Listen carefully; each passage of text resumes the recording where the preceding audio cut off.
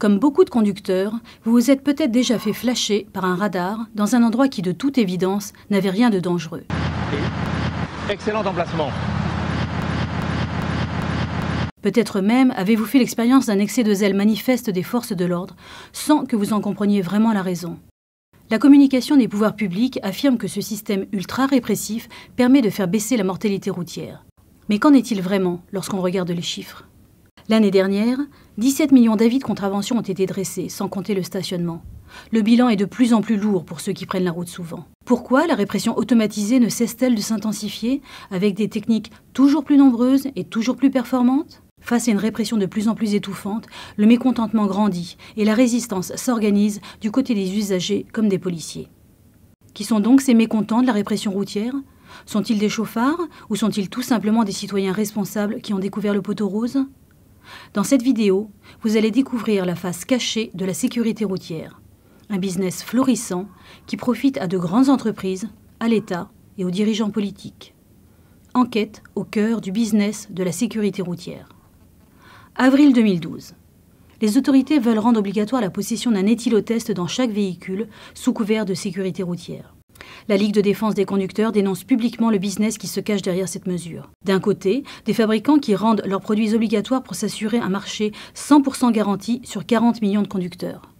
De l'autre, des hommes politiques qui font coup double.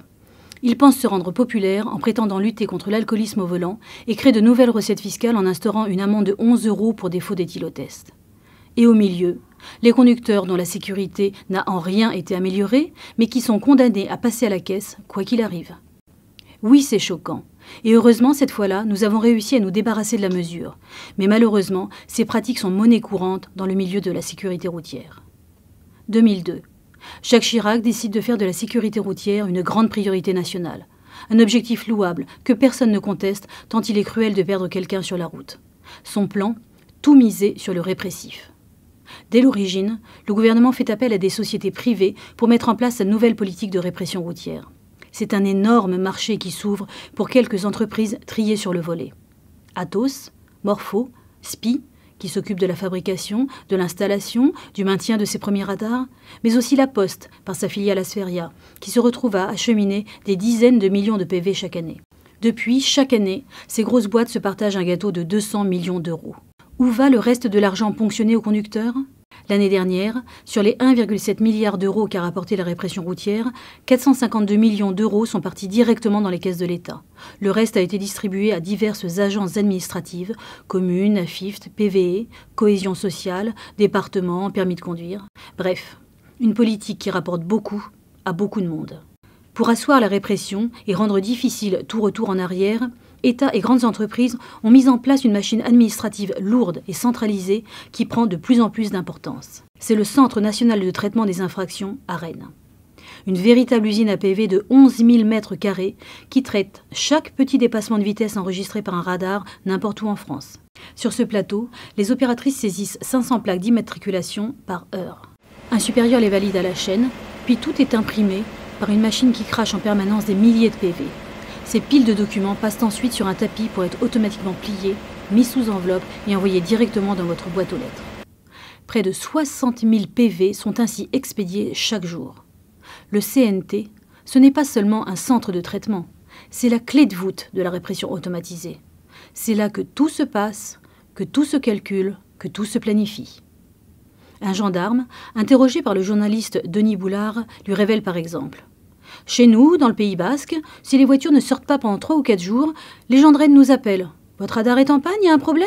Nous sommes surveillés. » La machine est lancée. Les radars vont se multiplier à toute vitesse, toujours plus nombreux, toujours plus sophistiqués. Fin 2014, 4200 radars automatiques seront installés sur tout le territoire. Radars fixes, radars mobiles, radars tronçons capables de calculer la vitesse moyenne de circulation sur une distance donnée, radar discriminant, capable de distinguer les poids lourds des véhicules légers, radar feu rouge, radar pour passage à niveau. Sans parler des radars de dernière génération, embarqués dans des voitures se fondant dans le flot de la circulation et qui peuvent flasher sans discontinuer tous les véhicules autour d'eux. Encouragés par les entreprises qui exploitent les radars, désireux de passer pour de bons samaritains en s'occupant de la sécurité des Français, les dirigeants politiques sont en train de mettre en place un système de répression routière et de contrôle des citoyens à une échelle encore jamais vue. Conséquence, En quelques années, le nombre de points de permis retirés s'envole. De 3 millions en 2002, on est passé à 14 millions aujourd'hui. Environ 90 000 personnes chaque année perdent leur permis et un trop grand nombre d'entre elles perdent leur emploi dans la foulée. Il ne s'agit plus de chauffards qui avaient une réelle conduite à risque, mais de mères de famille, d'infirmières, de commerciaux, de livreurs qui roulent beaucoup et sont donc statistiquement plus exposés aux pièges tendus par les radars. Car il ne faut pas croire que ces machines sanctionnent des fous du volant. L'année dernière, 95% des flashs des radars concernaient des excès de vitesse inférieurs à 20 km/h. Aujourd'hui, on en est à 29 000 PV par jour uniquement pour excès de vitesse. Pour justifier ce matraquage insupportable sur des millions de gens qui ont besoin de leur véhicule pour se déplacer, pour faire passer la pilule aux conducteurs les plus consciencieux qui se font tout de même flasher, l'État justifie sa politique à grand renfort de propagande. Une enveloppe de 15 millions d'euros a été versée à une grande agence de publicité pour faire la promotion de la politique répressive. Un budget colossal qui serait tellement plus utile ailleurs. L'argument phare de cette propagande, la baisse de la mortalité routière. Mois après mois, lorsque les chiffres de la mortalité sur les routes baissent, nos politiciens se félicitent de la politique qu'ils ont mise en place pour protéger les citoyens. Lorsque les chiffres augmentent, c'est bien entendu à cause des conducteurs qui se sont relâchés. C'est ainsi que depuis 2002, ils attribuent la baisse de la mortalité routière à la seule répression routière. C'est une honteuse manipulation. En réalité, cette baisse s'inscrit dans une dynamique vertueuse qui a débuté au milieu des années 70. Amélioration constante des routes, aménagement des carrefours et des zones à risque, amélioration des véhicules, généralisation des airbags, amélioration des systèmes de protection, aide à la conduite, port de la ceinture, intervention plus rapide des secours, campagne de sensibilisation et de prévention efficace, lutte contre l'alcool au volant, répression ciblée et mesurée des conduites dangereuses. Malheureusement, la plupart de ces facteurs qui ont permis une baisse fantastique de la mortalité routière depuis 40 ans sont progressivement abandonnés pour tout miser sur la répression automatisée. Les budgets d'entretien des routes nationales, par exemple, ne cessent de diminuer depuis 2009. En quelques années, on est passé de 424 millions d'euros à seulement 335 millions. C'est pourtant sur ce type de route qu'ont lieu 3 accidents mortels sur 4. Combien de vies auraient pu être épargnées si l'État avait entretenu les routes au lieu de mettre de l'argent dans l'achat de nouveaux radars ? Des conducteurs sont envoyés dans le décor à cause d'un nid de poule ou d'une chaussée déformée. Des familles entières sont ainsi brisées. Pourtant, les politiciens s'entêtent. Non seulement parce qu'ils sont poussés par les entreprises qui profitent des radars, mais aussi parce qu'ils sont convaincus par des sondages biaisés commandés par des associations pro-répression que leur politique répressive est populaire auprès des électeurs. Pris dans un engrenage qui leur impose la rentabilité financière et sécuritaire, les responsables politiques n'hésitent pas à aller jusqu'à donner des quotas de contraventions routières aux policiers et aux gendarmes. Un policier nantais interrogé dans le livre Radar Business confesse « On ne se met pas en zone accidentogène. Les gens savent que c'est dangereux et ralentissent d'eux-mêmes. Pour aller vite, faire du chiffre et passer à autre chose, nous nous installons dans des zones pièges à cons, des PAC, comme on dit. Nous sommes là pour faire du chiffre, nos primes de fin d'année en dépendent. » À Grenoble, un policier. « Avant, j'étais un ange de la route. J'aidais les gens, je leur prêtais secours. Et si je verbalisais, je ne le faisais qu'en dernier recours. Je pars, parce que je ne veux pas être un agent du fisc avec des grilles à remplir. » Ces quotas ne concernent pas seulement la vitesse, mais toutes les infractions. À Pau, par exemple, une directive impose aux policiers de sanctionner un nombre précis de non-respect d'un stop, d'un feu ou des feux de ceinture. Et même de verbaliser exactement 51 personnes pour refus d'obtempérer. Ce n'est pas une blague. Il est réellement demandé aux policiers de provoquer les conducteurs pour que ceux-ci refusent d'obtempérer. Petit à petit, la sécurité routière a été transformée en une politique inique, visant à la rentabilité plutôt qu'au bien-être des citoyens, se comportant de façon odieuse avec les conducteurs, traités massivement de délinquants ou d'assassins, et le pire de tout, utilisant le malheur des familles des victimes de la route pour asseoir une politique de répression qui, on le sait, n'a pas de résultat sur la mortalité routière. Face à ces dérives intolérables de la répression routière, la résistance s'organise. 11 mai 2011. Le ministre de l'Intérieur annonce le retrait des panneaux signalant les radars et l'interdiction des avertisseurs. Immédiatement, les associations de conducteurs se mobilisent. La pétition lancée par notre association recueille 120 000 signatures en quelques jours, et nous avons fait partie du collectif qui a appelé à manifester contre ces mesures. Devant un tel mécontentement, le gouvernement a dû reculer. Car n'oublions pas que pour les politiques, ce n'est pas seulement une question de rentabilité, mais aussi de popularité. En s'appropriant les bons résultats de la sécurité routière en France, une tendance qui, on l'a vu, date d'il y a bien plus longtemps que la répression automatisée, les hommes politiques peuvent donner l'impression aux Français qu'ils se soucient de leur sécurité. Avec le nombre de cambriolages et d'agressions qui explosent, et devant le sentiment d'insécurité grandissant des Français, la réponse est toute faite, facile, indémodable. On s'occupe de votre sécurité sur la route. Grâce à notre action, des vies sont sauvées. Sauf que c'est un mensonge, et que de plus en plus de personnes s'en rendent compte. Ici, à la Ligue de défense des conducteurs, je reçois de plus en plus de messages et d'appels de conducteurs qui n'ont jamais eu d'accident et qui sont outrés d'avoir perdu des points et payé une amende pour avoir conduit normalement. Les résultats de notre dernière enquête sur la sécurité routière sont formels. Sur les 978 000 personnes interrogées, 82% disent « stop au tout répressif ». Et croyez-moi, lorsque je vais voir les députés dans leur bureau à l'Assemblée nationale avec ces chiffres, ils sont tout prêts à écouter nos propositions. Pour le moment, ils sont une quarantaine de députés de tous bords politiques à nous soutenir à l'Assemblée. Pour convaincre les autres, pour montrer ce que pensent vraiment les Français de cette politique de répression routière injuste, inefficace et odieuse, notre association a besoin de recueillir l'opinion d'au moins 5 millions de personnes. C'est pour cela que nous avons lancé une grande consultation nationale sur la sécurité routière à laquelle vous pouvez participer en cliquant sur le bouton qui est apparu sous cette vidéo. Petit à petit, l'opinion publique et politique évolue. D'un quasi-consensus en 2002, on est arrivé à un nombre de résistants qui ne cesse d'augmenter. De nombreux policiers et gendarmes rejoignent notre association et soutiennent notre combat, car ils estiment que leur requête de leurs concitoyens n'est pas la mission première des forces de l'ordre. Nos actions de mobilisation contre les nouvelles mesures répressives qu'on veut nous infliger recueillent toujours plus de soutien.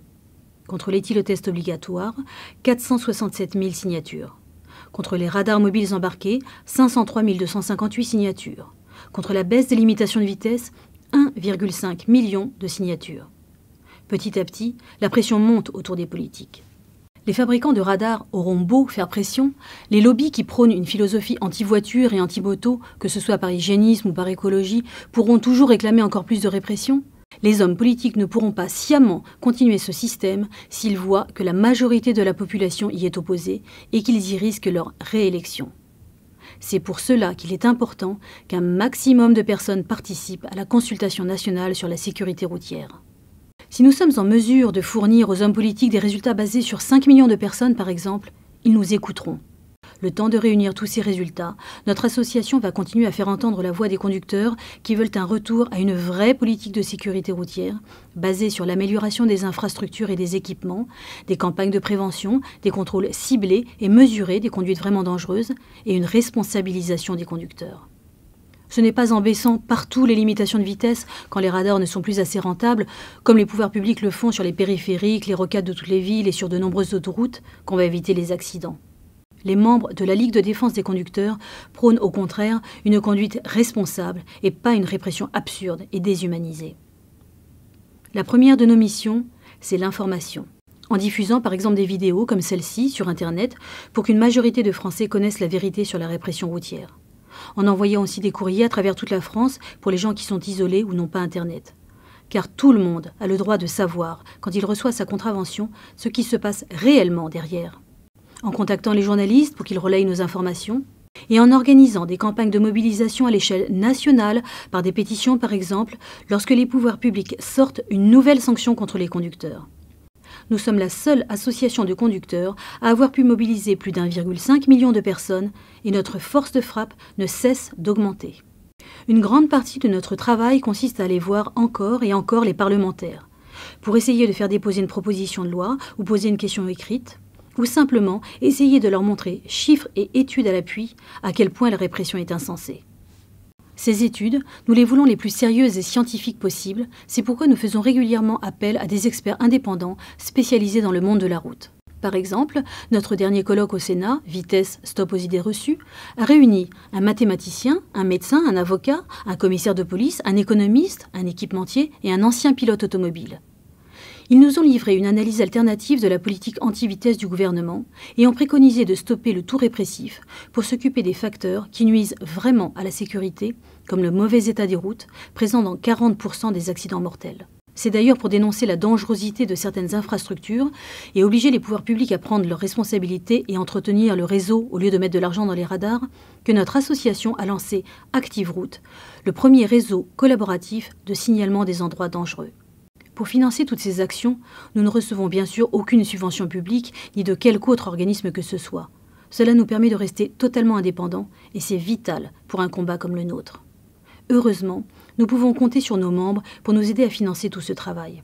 Ce sont eux qui se sont cotisés pour lancer cette vidéo sur Internet, par exemple, et je tiens à les remercier tout particulièrement pour cela. Car sans la participation de tous et sans soutien financier, notre combat ne pourrait jamais avancer. Aussi, si vous le souhaitez, après avoir répondu à la consultation nationale sur la sécurité routière, vous aurez la possibilité de contribuer vous aussi au financement de toutes nos actions. Vous accéderez à notre page de dons sécurisés, où il vous sera proposé de donner 5 €, 10 € ou 20 € par mois, ou tout autre don mensuel selon ce qui vous convient le mieux. En général, les gens choisissent de donner 15 € par mois, mais c'est un choix qui vous appartient seul. Si vous n'avez pas la possibilité de contribuer au financement de nos actions dans la durée, vous pouvez aussi faire un don ponctuel, du montant le plus pratique pour vous. L'important, c'est que chacun participe selon ses moyens. En nous aidant à faire avancer notre combat contre les excès de la répression routière, vous rejoignez la communauté des conducteurs responsables qui refusent que la sécurité routière soit dévoyée à des fins fiscales ou rentables. Vous deviendrez automatiquement signataire de notre charte des conducteurs responsables. Article 1. J'adapte ma conduite à la densité du trafic, à l'état de la route, aux conditions météorologiques et à ma forme du moment. Article 2. Je ne suis pas seul sur la route. Je garde mes distances et vérifie très régulièrement dans mes rétroviseurs que je ne gêne personne. Je me décale largement pour laisser passer ou doubler les deux roues. Article 3. Je ne conduis pas sous l'emprise de substances altérant sensiblement ma vigilance et mes réflexes. Article 4. J'entretiens régulièrement mon véhicule pour garantir une sécurité maximale. Mais que vous décidiez de vous impliquer ou non dans le rétablissement d'une sécurité routière juste et qui sauve vraiment des vies, je vous remercie de bien vouloir répondre à la consultation nationale sur la sécurité routière. C'est vraiment primordial que nous recueillions l'avis de tous. Si vous décidez en plus de nous aider par votre don à continuer notre travail pour stopper la répression insensée qu'on nous fait subir et œuvrer pour une vraie politique de sécurité routière, alors je vous remercie doublement. N'oubliez pas, nous ne pouvons compter que sur des citoyens responsables comme vous pour agir. Bonne route à tous!